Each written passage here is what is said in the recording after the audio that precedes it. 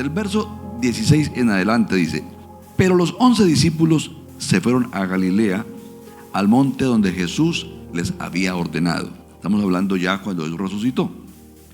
Y cuando le vieron, le adoraron, pero algunos dudaban. Y Jesús se acercó y les habló diciendo: toda potestad me es dada en el cielo y en la tierra. Por tanto, id y haced discípulos a todas las naciones, bautizándolos en el nombre del Padre y del Hijo y del Espíritu Santo, enseñándoles que guarden todas las cosas que os he mandado. Y aquí yo estoy con vosotros todos los días hasta el fin del mundo. Amén. Dijimos que el Señor Jesús básicamente lo que hizo fue encarnarse, y para hacerlo tuvo que despojarse de su divinidad. Y vino y se hizo hombre. O sea, vino y abrazó nuestra condición de personas necesitados. Y nos mostró al Padre en forma humana. Él es la imagen visible del Dios invisible en la tierra. No pudo venir en la plenitud de la divinidad porque todos hubiéramos muerto. Solamente vino en una condición que pudiéramos entender quién era Él. Pero hizo algo: seleccionó a 12 hombres, los entrenó, hizo señales entre ellos, les mostró cómo tratar a la gente, cómo conducirse con Dios, cómo ser una persona como debe de ser. Y finalmente fue a la cruz, murió, fue al infierno, resucitó por nosotros, y después de resucitar se reunió con los discípulos y dijo: ahora vayan ustedes y hagan lo mismo. De ahí surge una estrategia que es entrenar para que entrenemos. Así que Jesús discipuló. Usamos la palabra entrenar porque es un poquitico más entendible, pero es lo mismo: discipuló para discipular, entrenó para entrenar. Entonces, no podemos discipular a alguien sin haberlo ganado primero. El primer paso es: hay que ganarlo para Cristo, hay que evangelizarlo. Y ese proceso de evangelizar es una responsabilidad de todos los creyentes, pero que no lo hemos entendido con suficiente claridad. Hoy pretendemos hacer un poquito de claridad y facilitar algunas herramientas para hacerlo. Pues son muy poquitos minutos para unos objetivos tan largos, pero vamos a intentar. Bueno, entonces en esta orden de ideas, Dios quiere que tú seas una discípula de Cristo que discipula a otros. Que tú seas un discípulo, cada uno un discípulo que discipula a otros. La iglesia ha abandonado esta responsabilidad ya hace mucho tiempo, por muchos motivos.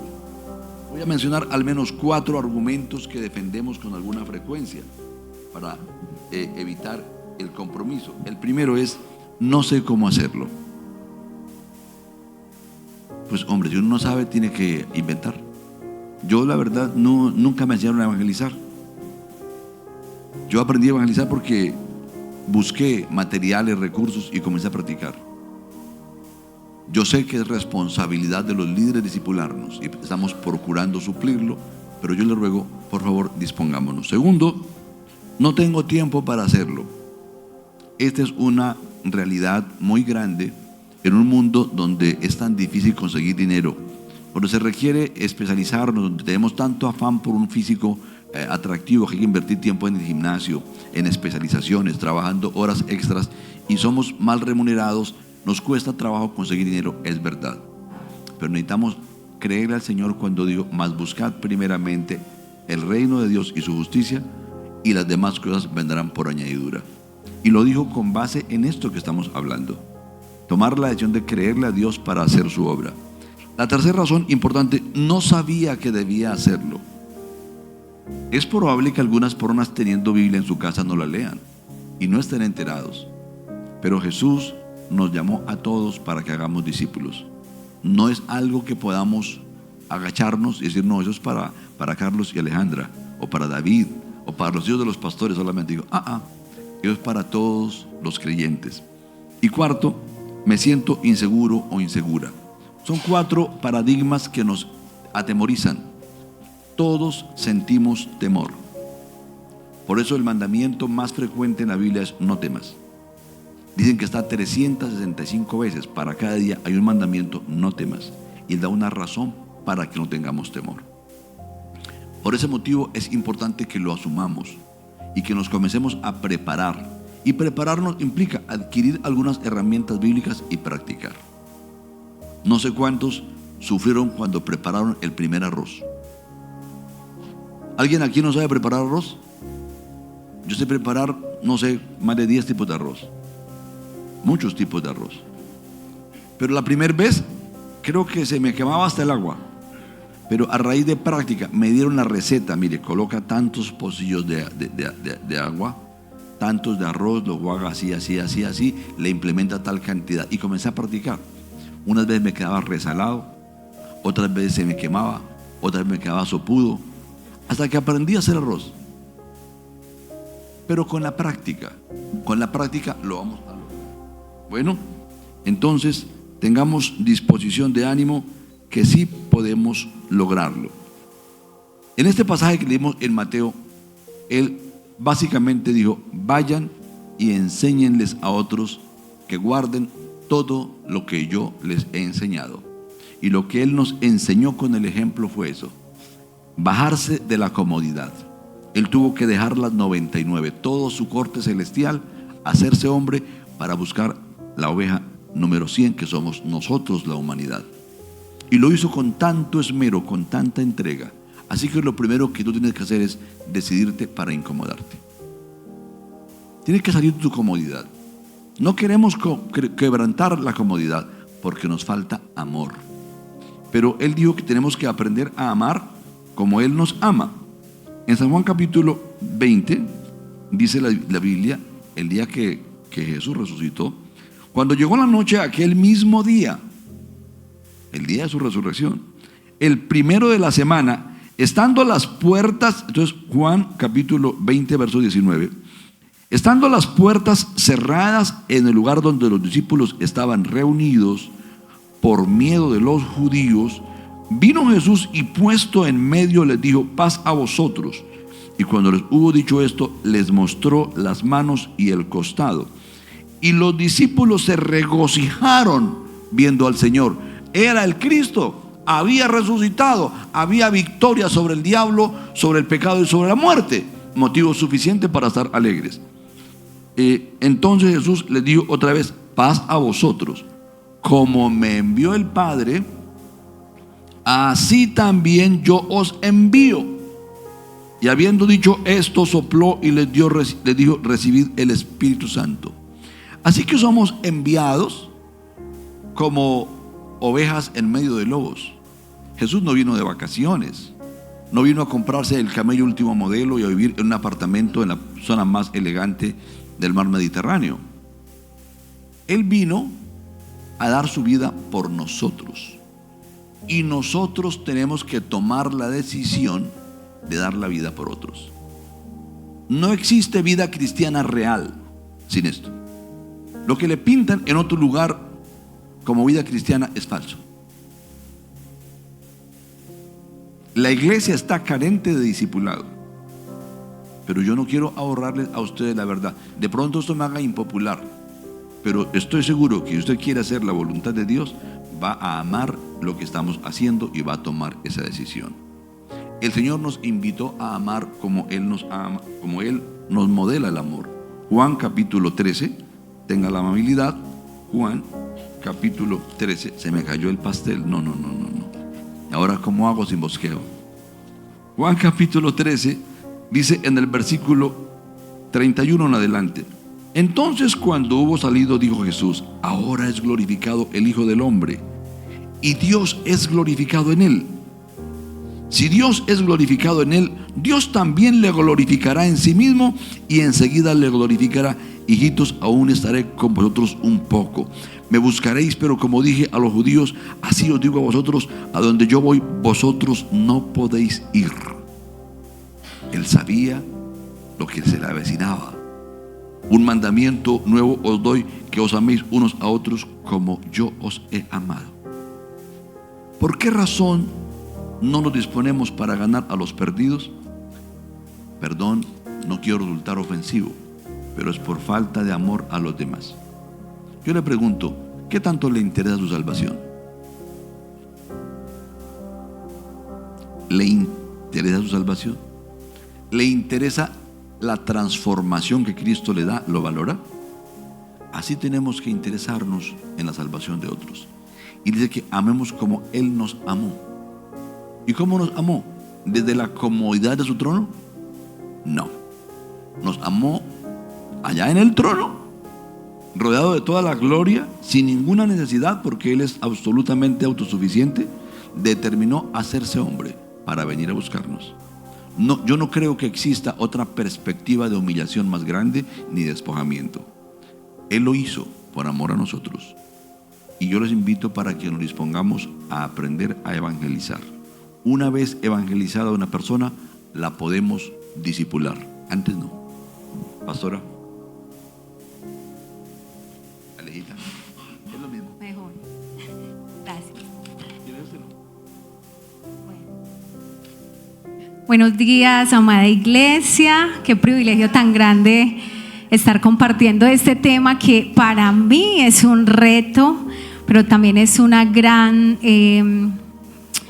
yo creo que para la iglesia es una de las cosas más gloriosas que el Señor nos demanda, porque no hay nada más especial, más glorioso que ver el reino de Dios viniendo a una familia, el reino de Dios estableciéndose en una mujer, en un hombre, en los niños. Creo que eso no tiene como un valor que podamos decir, es muy grande, es algo muy, muy precioso. Y para continuar lo que el pastor nos viene inspirando esta mañana, quiero a ver si me funciona este aparatito. Es que estamos muy tecnológicos hoy. Ay, no me funcionó. Ayuda. Así. Quiero hablarles de este hermano. Ahora sí, creo que muchos le conocemos. Rápidamente quiero compartirles. Él se llama Nick, nació sin brazos ni piernas, como lo estamos viendo, y leyendo acerca de él me impactó mucho su testimonio y quise traerlo esta mañana porque decía que él desde niño fue rechazado por su condición, sufrió mucho rechazo, él se sentía una carga para su familia y llegó a un punto muy oscuro en que él intentó quitarse la vida. La primera vez fue a sus 8 años, tuvo un primer intento de quitarse la vida. Y a sus 10 años, en lo que yo leí acerca de él, intentó quedarse en la bañera, ahogarse en la bañera. Pero él dice que el pensar en el amor de sus padres lo llevó a no quitarse la vida. Después, todo cambió en él cuando tuvo un encuentro real con Jesús. Él habla de que ese encuentro, que no fue una teoría solamente ni una información en él, sino que fue una experiencia viva con el amor de Dios, lo llevó a entender que su valor no dependía de su condición. Y eso puede sonar muy bonito, pero a veces nos falta profundizar en esa realidad, que nuestro valor no está en nuestra condición, sea la que sea, sino de quien lo había creado, sino de su creador. Hoy él recorre el mundo. Ay, no, es para el otro lado. Él recorre el mundo predicando el evangelio. Es una inspiración para muchos, lleva esperanza, y no solamente cientos de miles han respondido al llamado de Jesús en sus enseñanzas, sino que hay personas que han estado al borde del suicidio, que decidieron vivir. Hay familias que han sido restauradas, jóvenes que han encontrado su identidad, y aún corazones endurecidos que volvieron a creer a partir de el testimonio de esta persona. Nick es un testimonio viviente de que cuando cualquiera de nosotros, cuando cualquier ser humano se rinde completamente a Dios, no hay limitación física, emocional o circunstancial que pueda detener el propósito de Dios.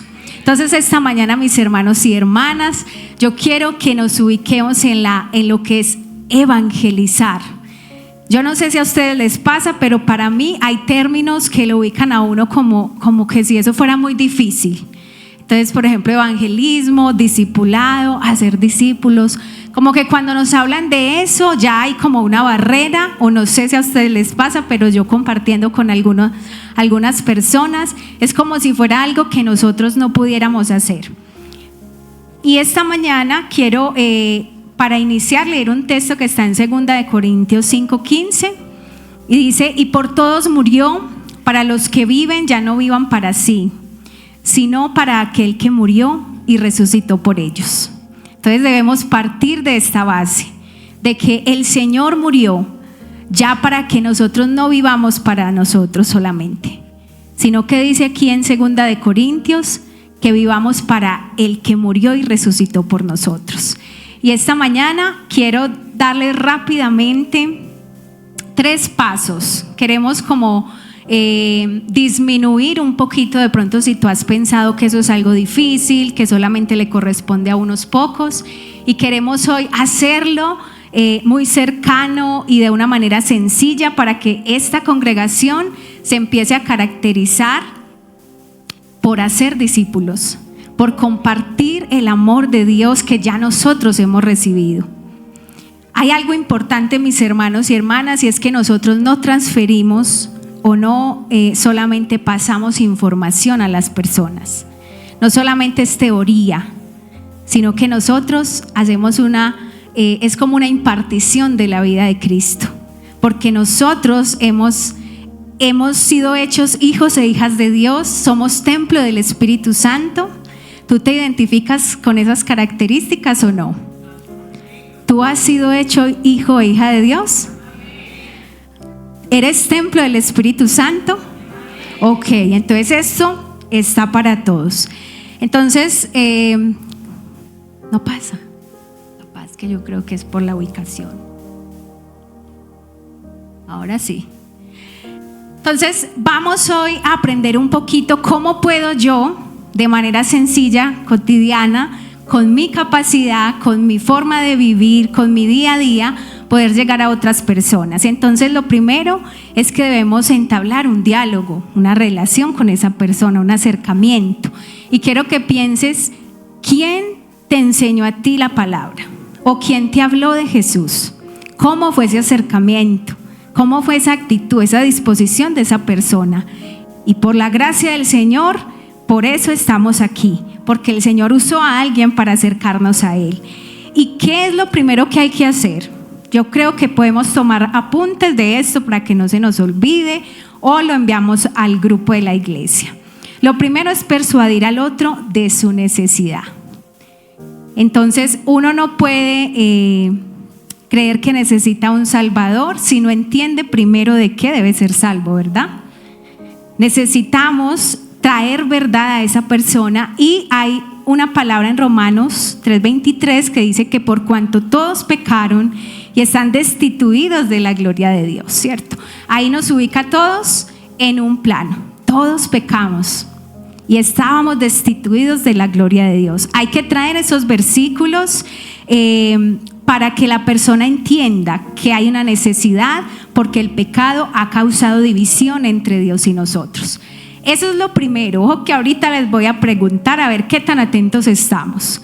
Lo segundo es persuadirlo del amor de Dios, supremamente importante.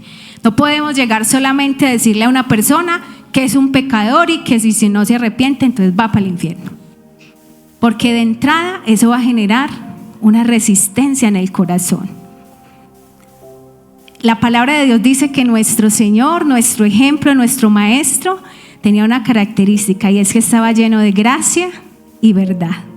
Esa verdad que queremos transmitir no puede ir separada de la gracia y del amor. Entonces, ese segundo paso es persuadir a esa persona del amor. Aquí en casa hemos adoptado este versículo que nos parece glorioso, y es 2 de Timoteo 1:9. Dice: quien nos salvó y llamó con llamamiento santo, no conforme a nuestras obras, sino según el propósito suyo y la gracia que nos fue dada en Cristo Jesús antes de los tiempos de los siglos. Entonces, ¿cuál es el primer paso? Persuadirlo de su necesidad. Pero aún más glorioso es que hay que persuadir a esa persona de que para esa necesidad ya ha sido dada una solución, ya ha sido dada una respuesta. Y en este texto de 2 de Timoteo 1:9 habla de que Él nos salvó y nos llamó. ¿Solamente a Carlos? A todos. Y dice algo glorioso que es: no conforme a nuestras obras. Es muy importante que cuando nos acercamos a compartirle a otra persona, podamos colocar esta verdad muy vertical. Tú has sido salvado y llamado, no conforme a tus obras, porque podemos encontrar personas en estados de mucha vulnerabilidad, con mucho pecado, con muchas situaciones que les pueden hacer sentir lejanos de ese amor, inmerecedores. Entonces necesitamos ser muy sabios y entendidos cómo vamos a llegar a derribar esas mentiras que han mantenido a esas personas tal vez privadas del amor de Dios. Porque, hermanos, yo he identificado una mentira que necesitamos estar bien para llegar a Dios. Muchas personas piensan eso. Yo lo he escuchado de boca de varias personas. Es que yo no me acerco a Dios porque yo no estoy bien. No me puedo acercar.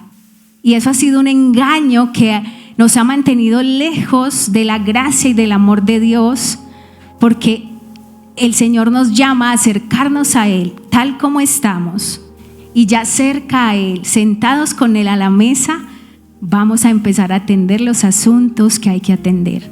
Pero no hay que estar correcto, no hay que estar bien para acercarnos a Él.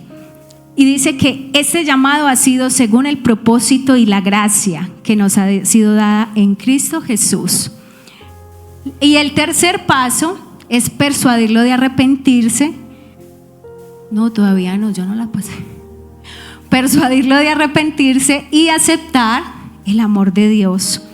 Entonces tenemos el versículo que todos conocemos, pero que hace falta profundizar siempre en ese amor. Juan 3, 16, 20 dice: porque de tal manera amó Dios al mundo, que ha dado a su Hijo unigénito, para que todo aquel que en Él cree no se pierda, mas tenga vida eterna. Porque no envió Dios a su Hijo al mundo para condenar al mundo, sino para que el mundo sea salvo por Él. El que en Él cree no es condenado, pero el que no cree ya ha sido condenado, porque no ha creído en el nombre del unigénito Hijo de Dios. Y esta es la condenación, que la luz vino al mundo y los hombres amaron más las tinieblas que la luz, porque sus obras eran malas. Porque todo aquel que hace lo malo aborrece la luz y no viene a la luz, para que sus obras no sean reprendidas. En cada uno de los pasos,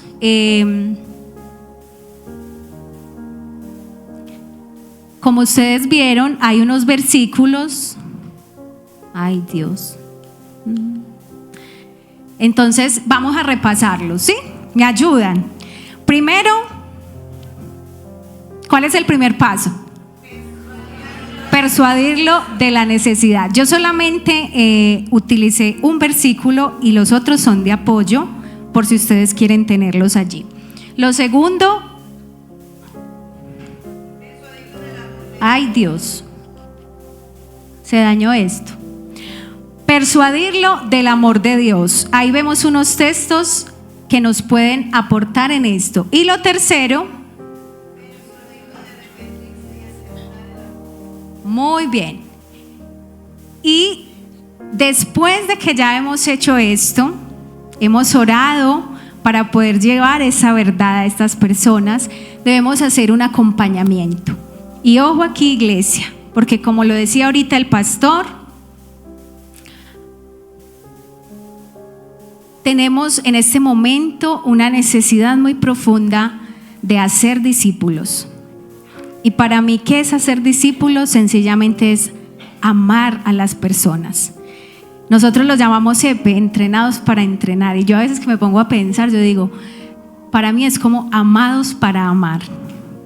Cuando yo he recibido el amor de Dios, cuando yo he recibido tanto bien de parte de mi Padre y he sido vuelto a la vida por Cristo, hay un afán en mi interior de compartir esa vida con otros.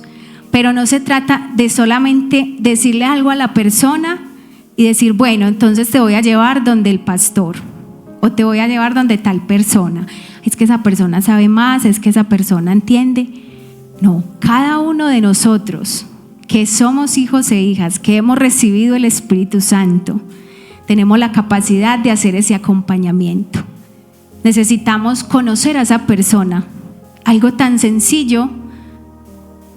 ¿Quién es tu familia? ¿Con quién vives? Pero para eso se necesita una ¿qué? Una relación. Se necesita un interés genuino por el otro.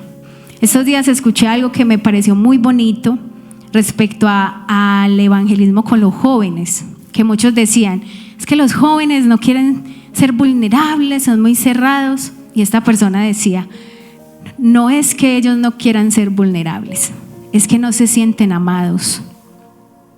Cuando uno se siente amado, la vulnerabilidad llega naturalmente.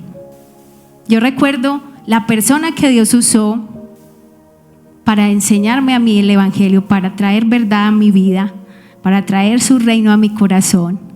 Tuvo mucha paciencia. No fue que en la primera yo, uy, sí, gloria a Dios, creo, aleluya. No, porque somos duros y hasta groseros. Yo sí que fui grosera, contumaz y dura, porque así estamos sin Cristo. No vamos a veces, gloria a Dios, puede que de entrada la persona reciba y ya esté esa tierra muy abonada y haya una conversión inmediata. Uy, gloria a Dios. Yo creo que eso sería muy especial, pero no siempre va a ser así. Aquí tienen enfrente a una negrita que fue duro, y más porque en mí, todas mis generaciones que me anteceden practicaron la religión católica. Desde esta persona que está aquí frente a ustedes, fui la primera en mi casa que determinó romper con el tradicionalismo y entregarle mi vida a Cristo. Por eso yo les digo, sí se puede.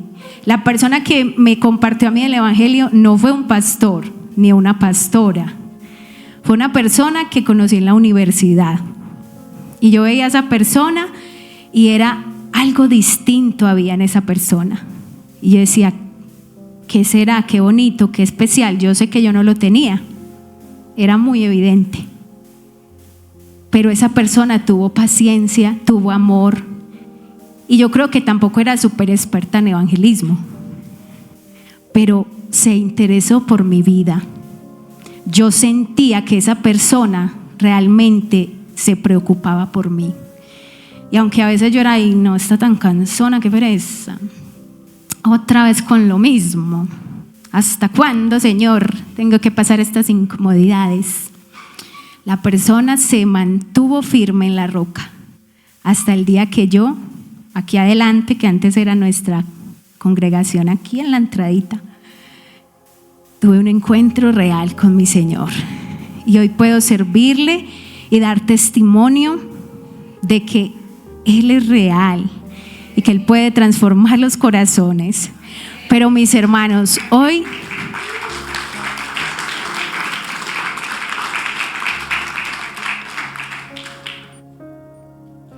¿cuál es la intención principal del pastor y yo? Que cada uno de nosotros nos quitemos todas esas de pronto mentiras que hemos creído en el corazón, o el temor. Yo sé que hay muchas cosas, porque a mí también me cuesta, y hay personas con las que me cuesta más. Yo acabo de terminar una maestría para la gloria de Dios, y yo quiero compartirles que en un contexto académico, en mi grupo había un sacerdote católico, había un compañero declarado frontalmente ateo, y los otros yo creo que no sabían ni en qué creían. Y estaba yo. Era divertido cuando nos poníamos a dialogar de la fe, porque obviamente, yo no sé por qué, como le dijeron a Pedro cuando le iban a agarrar, es que usted se parece a ellos, usted habla como ellos. Y yo era como, yo acá, no, es que para uno pasar desapercibido muy duro. Si yo lo quisiera, sería muy duro, no lo lograría. Porque cuando uno tiene al Señor, se nota. Y cuando no, también. Entonces, no crean que les estamos hablando desde, no, es que para ellos es súper fácil y ya la tienen clarísima. Yo oraba, ayunaba. Mi esposo sabe, cuando me llevaban en la moto todos los sábados, yo era, ay Señor, Señor, que hoy tu reino venga, que yo tenga la palabra en mi boca, que tu Espíritu Santo pueda convencer a ellos de justicia, juicio y de pecado. Y teníamos conversaciones interesantes y el Señor pudo hacer cosas bonitas también en ellos a través de mi vida, pero no era sencillo, porque a veces, como les decía ahorita, no encontramos de entrada una disposición, pero el Señor nos da su amor. La palabra de Dios dice que el amor de Dios ha sido derramado en nuestros corazones por su Espíritu Santo. Y yo digo, mis hermanos, más allá de estos pasos, que sí son importantes y chéveres, porque uno como que, bueno, tengo la guía ahí, pero de momento lo más hermoso es poder dejar fluir ese amor que tú ya tienes para que el otro conozca a Jesús. Yo les digo que si me preguntan si me acuerdo de algún versículo que me enseñaron, no tanto, pero si me preguntan del amor que tuvo esa persona para conmigo en mi momento de mayor necedad, de mayor dureza, impactó profundamente mi vida. Entonces es importante poder detectar esas oportunidades y quitarnos de pronto tanta religiosidad, porque yo creo que alrededor del evangelismo y del discipulado hay también mucha religiosidad, y es tan sencillo como que tú invites a tus amigas, a personas que no tienen al Señor, a tu casa y seas vulnerable y hagas unas empanadas bien ricas y puedas compartir lo que el Señor ha colocado en ti, porque nosotros no creemos en un Dios muerto. Él está vivo y Él es poderoso para salvar.